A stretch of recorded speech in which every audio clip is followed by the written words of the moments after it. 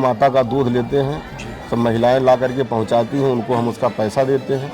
फिर खोया चलाते हैं लकड़ी पे, मेरा सब कुछ लकड़ी पे काम होता है। फिर हम पेड़ा बनाते हैं, पेड़ा बना करके फिर हम वो जो है मर्यादा भगवान श्री राम के चरणों में समर्पित करते हैं। हमारे गांव की महिलाओं की बेरोजगारी दूर हो रही है और हम लोग पैसे के रोजगार पा रहे हैं। इसमें जो कुछ जैसे पीढ़ा बनने का और कुछ भी जो कुछ भी बन रहा है, हम सारी महिलाएं मिलकर बनाएंगे। इसके लिए आप सौभाग्यशाली खुद को मानते हैं क्योंकि आपका जो प्रसाद है वो भगवान राम के चरणों में जाएगा।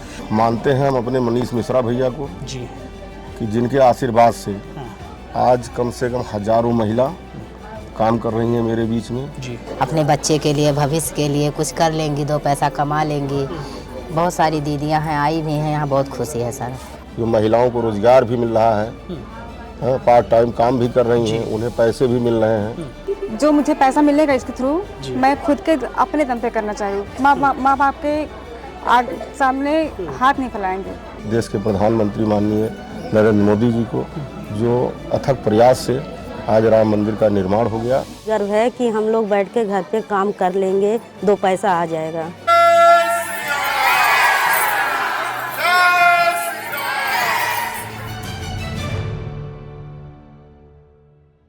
बाईस जनवरी 2024 को अयोध्या में जब भगवान श्री राम के भव्य मंदिर का शुभारंभ हुआ तो करोड़ों लोगों की आंखों में खुशी के आंसू थे कि उनके रामलला टेंट से भव्य मंदिर में पधार गए। इसके बाद राम मंदिर लोगों के लिए सिर्फ आस्था का केंद्र नहीं बना, बल्कि इस मंदिर ने लाखों लोगों के लिए रोजगार के नए द्वार खोल दिए। यही कारण है कि आज अयोध्या को भारत के शीर्ष 100 सबसे तेजी से उभरने वाले शहरों की सूची में शामिल किया गया है। इस सफलता के पीछे बहुत सी कहानियां हो सकती हैं, लेकिन अयोध्या के आसपास के जिलों में भी इसका असर अब साफ दिखाई देता है। इस बीच आज आपको बताएंगे कि राम मंदिर बनने के बाद सामाजिक संस्था की एक पहल के कारण कैसे गांव की महिलाओं को घर बैठे रोजगार मिला। वह महिलाएं आज राम जी के लिए पेड़े का प्रसाद बनाकर पुण्य कमाने के साथ ही विश्व स्तर पर अपनी पहचान भी बना रही हैं। यही देखने के लिए हम दिल्ली से करीब 7 से 50 किलोमीटर दूर अयोध्या से सटे उस बस्ती जिले में पहुंचे जिसे कभी पिछड़ा हुआ कहा जाता था। हम बस्ती से करीब 7 किलोमीटर दूर उस गांव श्रीपालपुर के मजरा टोला छोटा बढ़िया पहुंचे जहां महिलाएं राम जी के लिए पेड़े बना रही थीं। हमने देखा कि यहाँ गांव की महिलाएं इकट्ठा होकर पेड़े बनाने की तैयारी कर रही हैं। इस बीच हमने उनके कामकाज को लेकर कुछ महिलाओं से बात की।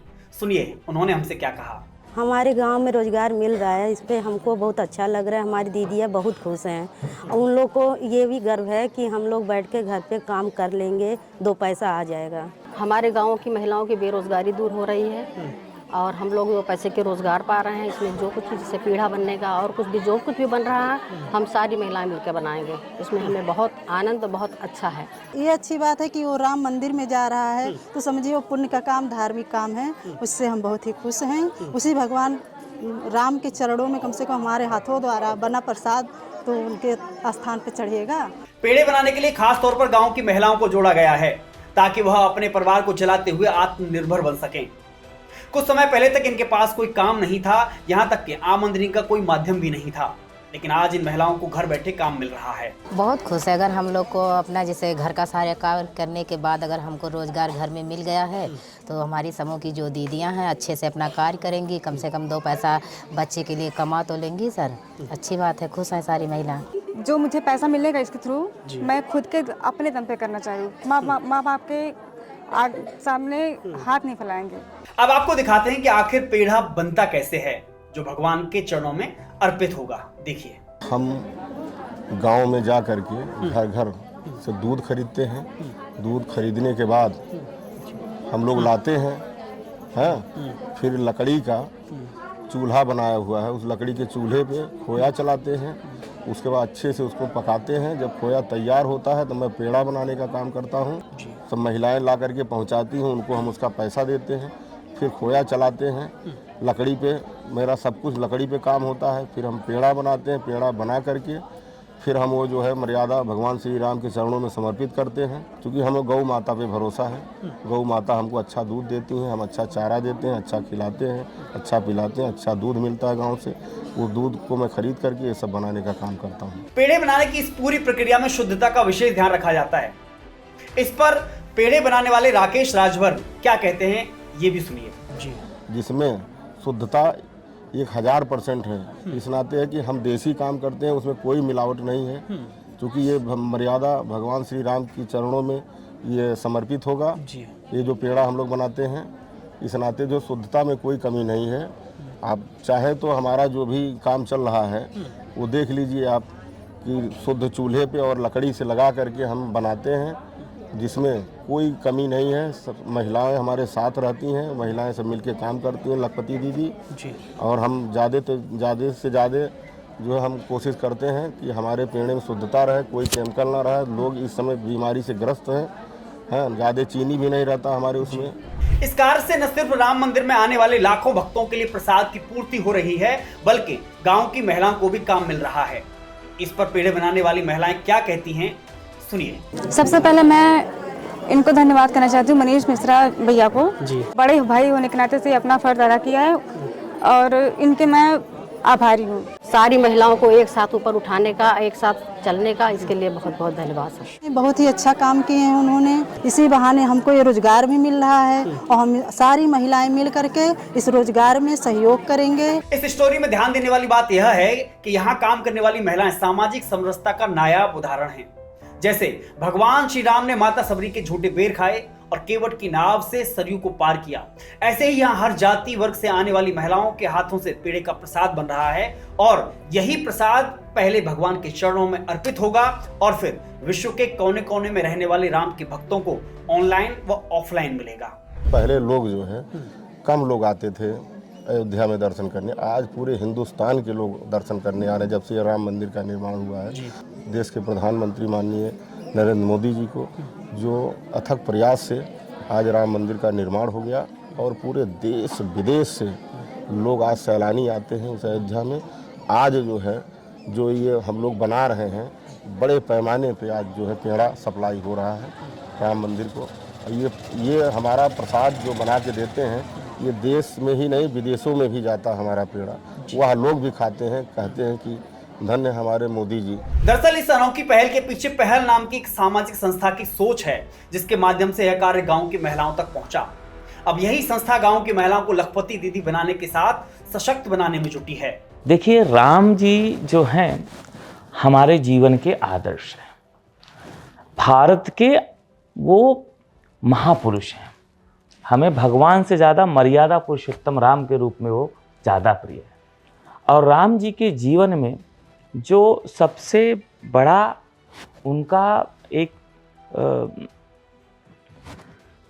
संदेश था, वो था समता मूलक समाज। उस समता मूलक समाज में उन्होंने भिलनी के बैर भी खाए, अहिल्या जी को भी तारा। तो अवध में राम वापिस आ गए हैं और राम के अवध में वापिस आने के बाद अवध के क्षेत्रों का भी विकास होना चाहिए। तो अब अवध के इर्द गिर्द के क्षेत्रों का विकास कैसे होगा? तो राम आए हैं तो राम की इकोनॉमी भी आएगी, राम आधारित अर्थव्यवस्था आएगी। तो ये राम आधारित अर्थव्यवस्था की पहली पहल है, जिसमें गांव में सबसे कमज़ोर वर्ग की महिलाएं, आर्थिक रूप से जो कमज़ोर है, उसमें कोई जाति नहीं है, जो आर्थिक कमज़ोर है वो राम का है। तो वो आर्थिक कमज़ोर महिलाएं एकत्रित होती हैं, राम के सोहर गाते हुए, राम के गीत गाते हुए, राम लला को जैसा पेड़ा पसंद था वैसा पेड़े का निर्माण करती हैं। और उस पेड़े को निर्माण करने की में बड़ी पवित्रता, बड़ी आध्यात्मिकता होती है और बड़ी ही भाव से वो पेड़ा तैयार करती हैं अपने रामलला के लिए। दरअसल इस पहल की शुरुआत बस्ती जिले के गांव बानपुर के निवासी समाजसेवी मनीष मिश्रा ने की, जिनका उद्देश्य गांव की घरेलू महिलाओं को आत्मनिर्भर बनाना था। यही कारण है कि आज इस पहल संस्था के माध्यम से करीब 100 गांव की 100 महिलाओं को लखपति दीदी बनाने का कार्य किया जा रहा है। इसके लिए गांव में बनाए गए एक समूह में 10 महिलाओं को जोड़ा गया है। प्रत्येक समूह को संचालित करने के लिए एक महिला को मुखिया नियुक्त किया गया है और प्रत्येक मुखिया को 1-1 लाख रुपए संस्था के द्वारा दिया जाएगा। यह पहल मोदी सरकार के उन सपनों को साकार करती है जिसमें देश के प्रधानमंत्री नरेंद्र मोदी महिला सशक्तिकरण और महिला सम्मान की बात करते हैं। लेकिन यह प्रेरणा आई कहां से, इस पर मनीष मिश्रा क्या कहते हैं, सुनिए। लेकिन महिला सशक्तिकरण के बहुत सारे माध्यम हो सकते हैं। आपको प्रेरणा कहां से मिली कि पेड़ा ही बनवाया जाए?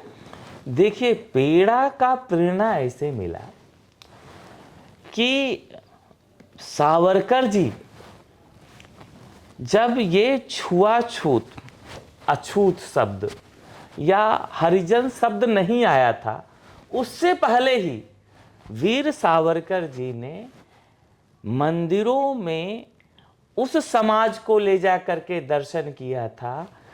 मंदिर के प्रांगण में उस समाज के लोगों के साथ भोजन किया था जिस समाज के लोगों के साथ कुछ सामाजिक भेदभाव हमारे समाज में किसी कारणवश आ गया था।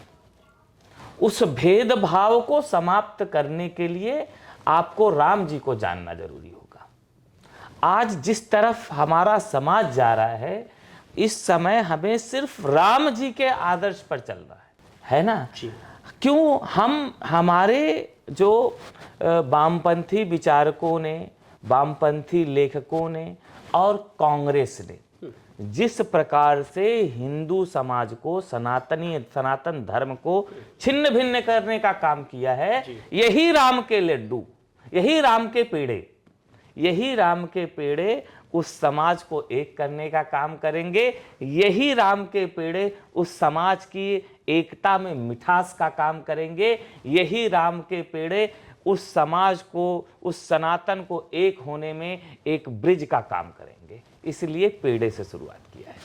देखिए, पेड़ा बनना या बनाना कोई नई बात नहीं है अयोध्या में, और खासतौर पर तब से जब से भव्य राम मंदिर का निर्माण हुआ।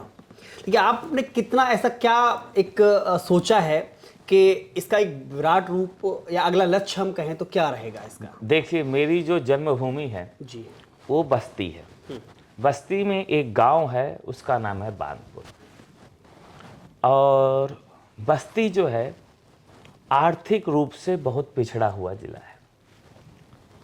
और मैं राजनीतिक क्षेत्र में काम करता हूं, तो राजनीतिक क्षेत्र में जब मैं काम करने का संकल्प लिया, तो मैंने संकल्प लिया कि मैं जिस प्रकार की राजनीति करूंगा, उस राजनीति के मूल में आध्यात्म होगा। इसलिए मैं एक नारा भी देता हूं, राजनीति का आध्यात्मिकीकरण।